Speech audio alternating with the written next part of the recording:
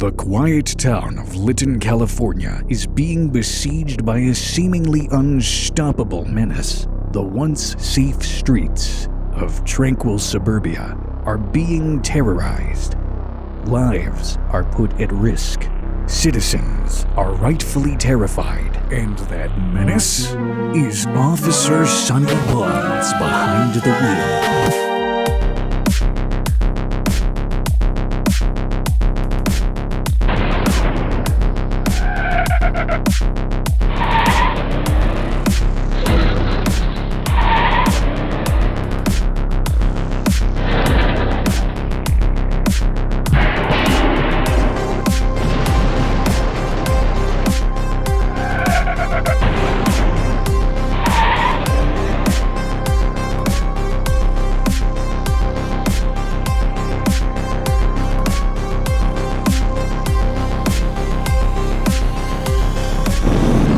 Hi, I'm the Space Quest historian. This is Police Quest, first released in 1987 by Sierra Online. It was designed by a former police officer, Jim Walls, and intended to be a true-to-life depiction of police work in the late 80s. It fails at this in largely every respect. While it does present you with a few instances you might expect from the day-to-day life of a police officer, stopping drunk drivers, having coffee, taking long showers, it quickly takes a wild turn down the improbability turnpike and devolves into a typical male power fantasy set in an idealized mirror world where the cops are always the good guys, people who ride motorcycles are the bad guys, and you're somehow able to rise through the ranks of the police force and become an undercover narcotics agent who takes down a notorious drug lord all in the span of a single day.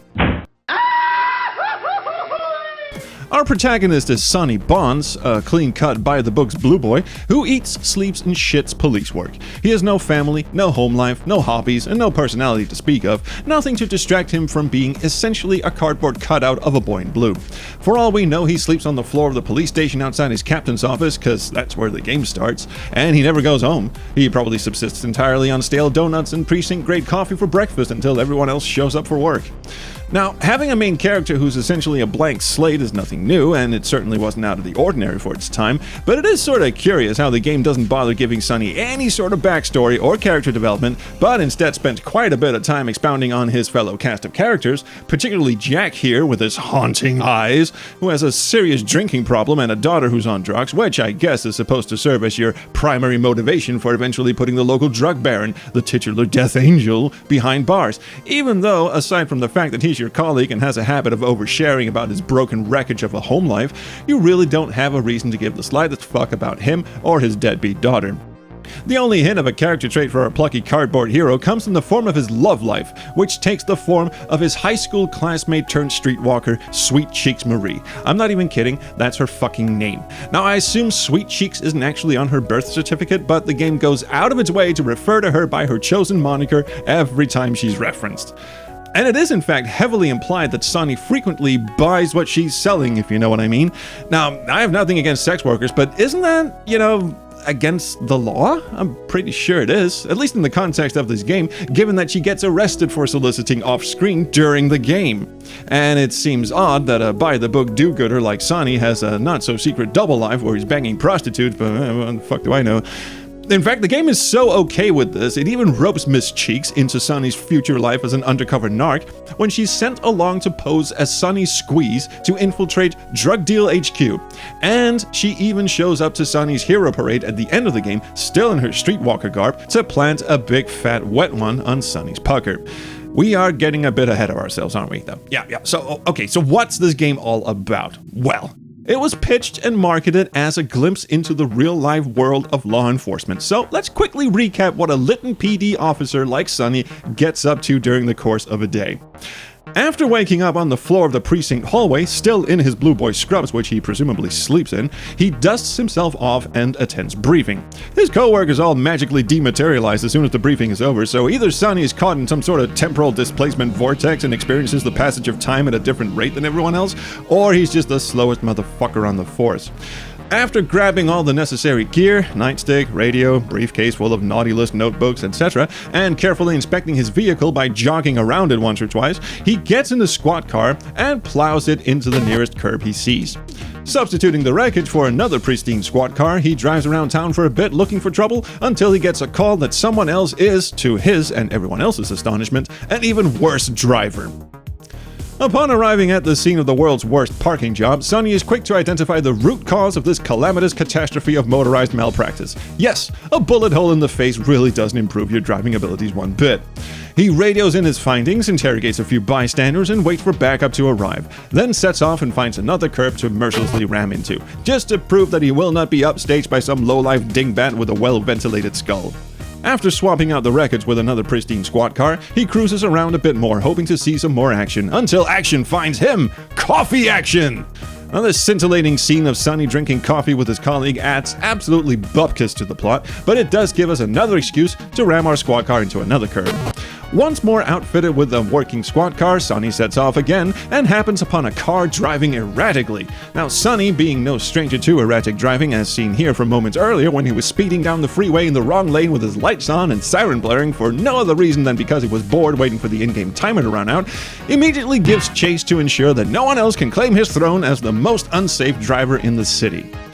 Pulling over the suspect confirms his otherwise unsupported and sexist conviction that women should not be driving, and he takes great pleasure in giving this female driver a ticket while doing his best to suppress the repeated twitching salutes of his little boy in blue as she expertly plays to his humiliation fetish by calling him a variety of derogatory slurs. Back on the road again, he barrels into another curb, just for good measure, then trots back and picks up another squad car before heading back out on patrol, at this point thoroughly bored and more than just a little bit antsy. A call to investigate a mild disturbance at the coffee joint by a gang of bikers does little to put our hero's lust for adventure at ease, but it does give us an excuse to show off some sick dance moves with a nightstick, and also to introduce us to the character of Sweet Cheeks Marie. We warn her that there's a sting operation out for streetwalkers, so she should probably do her best to keep her nose clean and her legs closed for at least a few hours, which also begs the question just how squeaky clean Sonny really is when he's out here divulging sensitive information about police operations to people who are, again in the context of the story at least, being lawbreakers, but again, what the fuck do I know? Back on the road again. Sorry, almost forgot. Right, back on the road again, there's a brief blip of delight on our plucky hero's face as he sees another driver exhibit the same professional care and precision as a toddler strapped backwards to a shopping cart on a sharp incline, but to his dismay, it's not another buxom babe with a bad toot, but Al Lowe using a pseudonym while being blitzed off his sax reed. After administering a field sobriety test on Al for two reasons, one, being a stickler for the rules, and two, being a sick bastard who gets his jollies humiliating people, Sonny then decides Al is just too much competition for him for the throne of being the most lethal menace on the road, and takes him off to the local slammer to spend the night in the drunk tank. The drunk tank being the only available of two cells in the whole prison, so I don't know where this guy playing basketball outside in the courtyard sleeps. I presume he doesn't, and this is just his punishment. Stay out here in the courtyard until your sentence run out. If it gets cold, shoot some hoops. But I think there's actually 3. Hang on. I'm gonna have to cut that bit out. There's 4 cells in the jail, not 2. Anyway, it's around this point that the main plot of the game realizes it's been hanging out in the wings for too long and decides to show up. This is Laura, who works narcotics at Lytton PD, and she tells Sonny there might be an opening for him in the department. Exactly what she bases this decision on is anyone's guess, but I guess if your choice stands between the eternal shower guy, El Pupo Grande over here, whiny McGingerface with the haunting red eyes, Morning Joe Gulper Slurp over here, and Sonny the hoe banger with a heart of gold, then your options for people to fast track through the ranks of the force are kinda limited to begin with. No sooner have we filled out our application than a chicken takes a shit on our boss's desk. Wait, what? Yeah, there's a whole pointless subplot about a precinct troll who goes by the name The Gremlin and leaves unwelcome gifts for the captain. It goes absolutely nowhere, and it's never revealed who the Gremlin actually is, although my money's on Pupo the Dolphin. But it does give me a somewhat surprising opportunity to talk about this little ditty.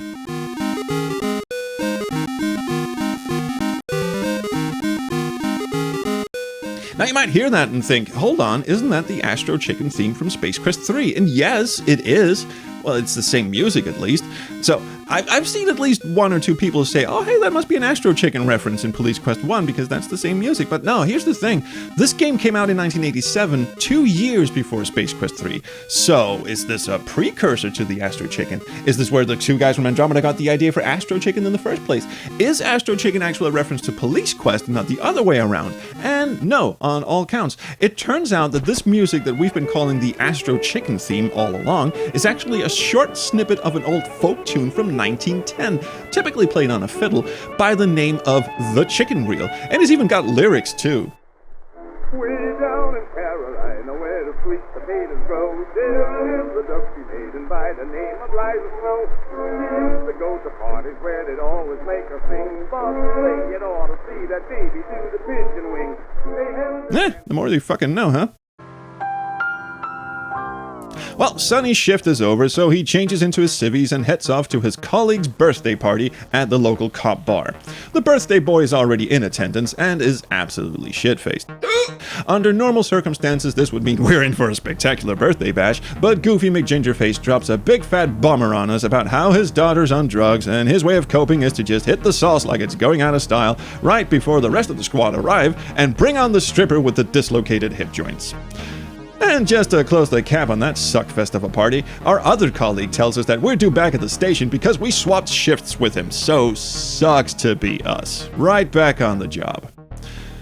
Sometime later, after wrapping another perfectly good squat car around a curb, Sonny intercepts a vehicle matching the description of the one that was seen driving away from the shitty parking job earlier. This doesn't go down quite as smoothly as the other two we've pulled over so far, in that this dude has a gun, and he's not above using it to smoke some bacon, if you know what I mean.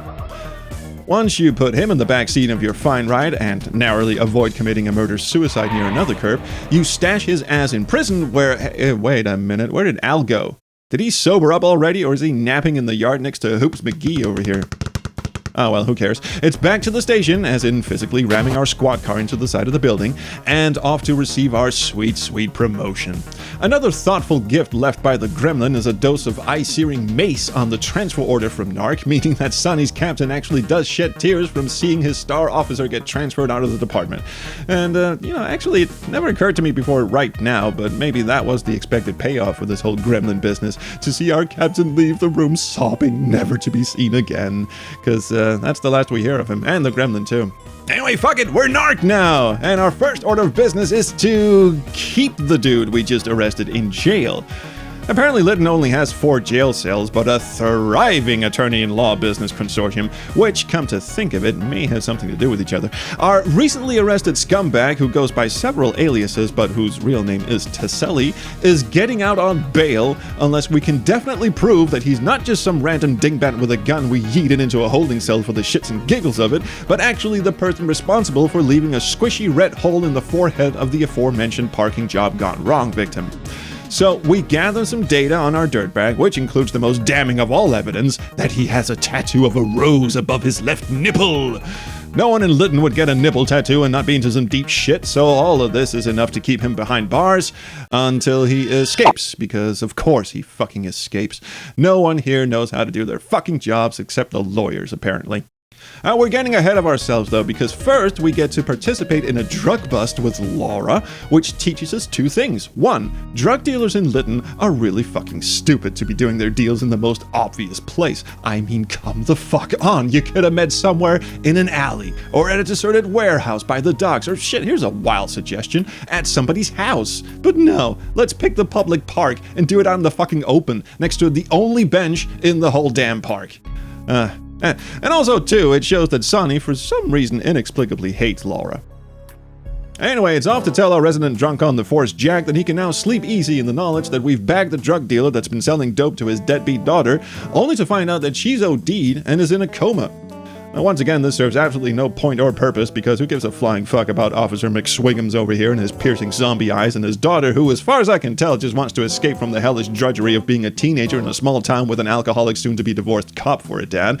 But apparently that's enough motivation for us to finally start taking this shit seriously, instead of bunny-hopping around city parks with our guns drawn like we're trying to find a place to squat and drop a log, especially since this is about the time we get a call that Tesselli has skipped out of the Grey Bar Hotel without so much as tipping the concierge. In his place is fucking Marie? Oh, come on, honey. I literally just told you an hour ago that Vice was gonna crawl up your ass and not leave a tip, and you took that as a dare? Oh well, good news is, Tesselli's dead. We get a call that there's a body found in the lake, and whatever's in that lake must be piped in from the extreme poisoned water supply from the Kingdom of Kalima, because he's been in here for what, 15, 20 minutes tops, and he's already decomposed to the point where we have to identify him by peeking at his nipple tattoo. Well, good riddance and case closed, right? No, wrong. Of course, Tesselli was just a cog in the dirty drug machine, so we might as well go after his boss, the big guy, the titular Death Angel, the source of all the drugs in the city. And he hangs out at the Hotel Delphoria, which is apparently common knowledge, and it's anyone's guess why no one's bothered going after him yet, but hey, the night is young. We've already gotten this far. We might as well see if we can score a big one before bedtime. So Sonny, who, and I have to stress this, got up this morning expecting to be writing a couple of parking tickets, is now sent undercover with bleached hair and a spiffy pimp suit, because it's not like you need any special qualifications for doing dangerous undercover work, right? In fact, I'm starting to suspect that everyone on the force are just LARPing as police officers, including the top brass, because another bewildering decision is to send Sweet Cheeks Marie along as your cover, with her sole qualification being that she has tits. Somehow this works, and Sonny makes his way into the secret gambling room where he is forced to undergo that most heinous of indignities, playing poker. After winning, he's welcomed into the bad guys' team with open arms without so much as a background check or a scrutinizing glance to see if any of these hardened criminals have ever seen his face before, because apparently dyeing your hair and dressing like Leisure Suit Larry's morally degenerate cousin is just that excellent of a disguise, and again, because everyone in this game is a total fucking idiot. And because subjecting the player to one mandatory gambling minigame wasn't torturous enough, the game ups the ante, quite literally, by having you do it all over again. And you'd better be up on your poker game, because it's not like you get a tutorial or even a rundown of the rules unless you check the fucking manual. You're just expected to be an ace poker player right off the bat. But luckily you can cheese these sequences by exploiting a fault in the game's programming. If you go into one of these poker games with $10 or less in your wallet and lose your first hand, the game's money counter wraps around to negative, shits the bet, and instead gives you $1 gazillion, which automatically prompts the game to assume you've just trounced the poker game, making you win instantaneously. And the reason for that is that the variable that stores how much money you have is what's known to smart programming people as an 8-bit unsigned integer. Now, I'm not technology connections, but the nerds on my SQH Discord helpfully explain to me in layman's terms how this works. Basically, it means that the variable can only store a value between 1 and 255, no negative numbers. So if the value drops below 0, it flips back to its maximum value, which is 255. Now, $255 is not enough to win the poker game, but luckily, there's an oversight in how the game handles large amounts. What they did was simply add a 0 in the text box when you go above 255. So not only does the counter wrap back to 255, it helpfully adds a 0 to that, making your winnings a grand total of 2,550 minus whatever overflow you lost on your losing bet, which is more than enough to convince the game that you're some sort of fucking poker champion. And it's actually quite easy to do, and the trick is even hilarious to boot, but it does take a bit of time and patience to pull off. So, even though the Lytton Police Department has furnished you with a hefty sum of taxpayers' money to throw around on illicit gambling, you can instead instruct Sonny to get absolutely shit-faced at the bar by buying 132 shots of whiskey at $5 a pop, then stumble into the back room, ostensibly pissing himself and trying to keep the room from spinning, and sit down with only $10 in your pocket.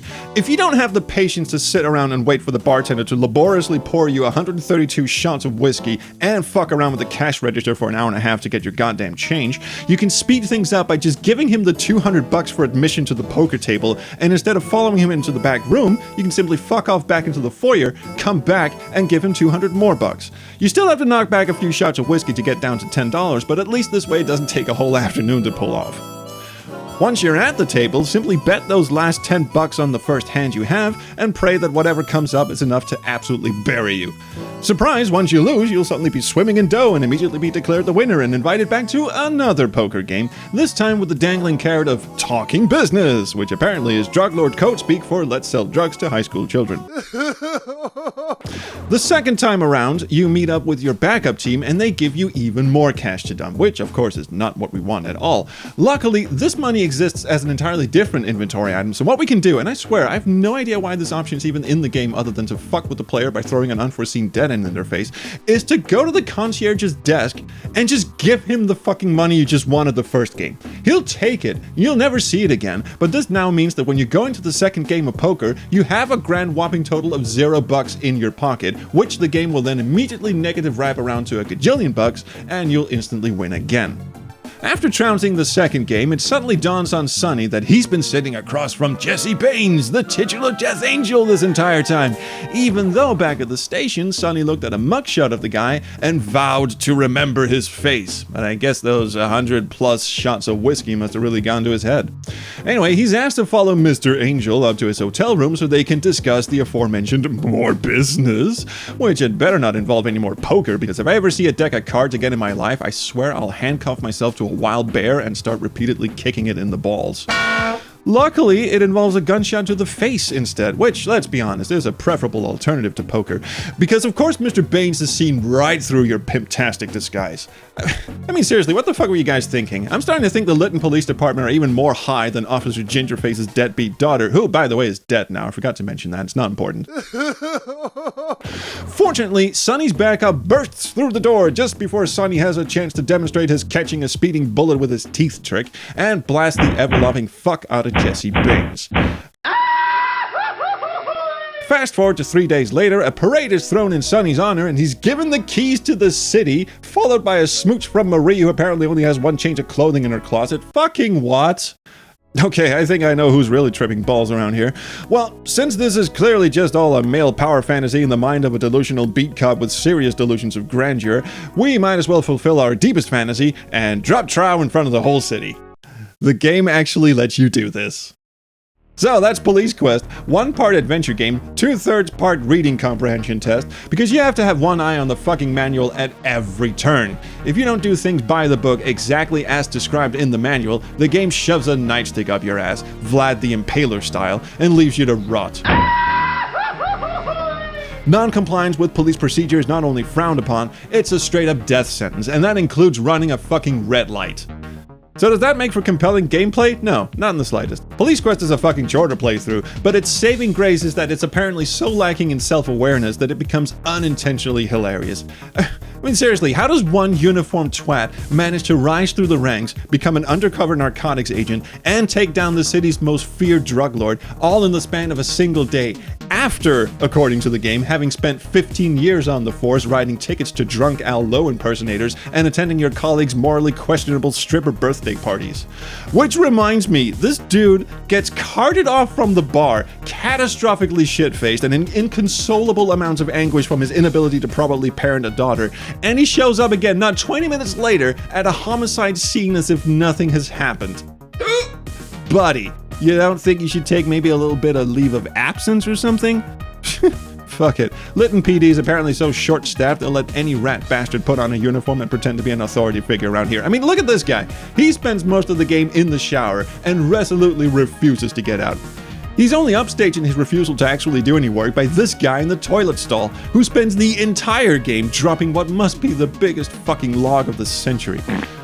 Also, we never found out who was leaving live chickens and mace-marinated paperwork for our captain, but honestly, I think the mystery is better than making it any sort of plot point, because at least this way, it provides some delightfully absurd comedic distraction without making too big a deal of itself. And now, like Sonny and every sidewalk curb in the town of Lytton, we plow straight into the bonus round. Police Quest 1 was one of the last games to use Sierra's AGI engine, so much like Space Quests 1 and 2, King's Quests 1 through 3, and whatever the hell Gold Rush is supposed to be, this one also came out for the broad suite of microcomputers of the era, your Amiga, your Atari ST, and a slew of different Apple computers, including the Apple IIgs. And I played through the Apple IIgs version for the usual reasons, because it has better color depth than the DOS version, and also has better music and digital sound effects. Nothing too spectacular here except for the hilariously misappropriated danger music when you go and take a piss in your hotel room.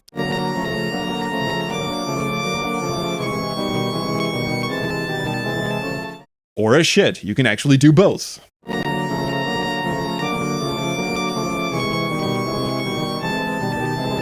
Sierra also released a VGA remake of the game in 1992, which follows the shining example of the other Sierra VGA remakes by being utterly fucking unnecessary.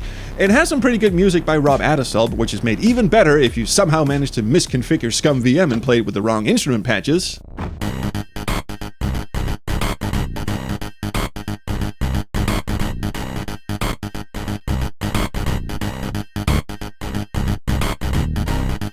Oh yeah, as performed by Nine Inch Nails. And speaking of ScumVM, this also allows you to play the game with a text-to-speech synthesizer, dispassionately reading all the dialogue aloud, which leads to some priceless comical situations, like when it misreads the words secretive in an otherwise supposedly heart-wrenching conversation with Officer Deadbeat Dad. But she's been so nasty for the past few months. Secretive. I know, all teenagers are like that. But her grades are slipping. Sorry, that took me a while to just realize. Not secretive, secrete. Dude, what Sonny, you do with your daughter on your own time is nosebleeds definitely all the none time. of our business, but you She should be steals behind money from bars. us. But other than that, it's exactly the same game with some added dialogue that makes the characters slightly more believable, but not by much. Except this one doesn't allow you to strip naked at your own hero's parade, so by that omission alone, the AGI original is the superior version. So, that's it for Police Quest 1. I hope... Do you actually enjoy any games? What? I'm just saying, you always seem to give these games a freaking hard time. Do you actually enjoy playing any games at all? I don't recall asking for your opinion. Fair enough. Thank you. I'm the Space Quest Historian. Thank you so much for watching, and I'll see you back for Police Quest 2. And until then, around the Chrono Stream. Bye. Oh, almost forgot. If you want to see my full playthrough of Police Quest 1, please check out my second channel, SQH Plays. There's a link in the description. And if you like what you saw, please have a look at my Patreon if you want, like, early access to new videos and stuff like that. Now, conversely, if you utterly detested what you just saw, perhaps you would find more enjoyment from my pals and colleagues at the Adventure Game Hotspot Network. Also links in the description. Alright, I'm really gonna go now. Ta-ta!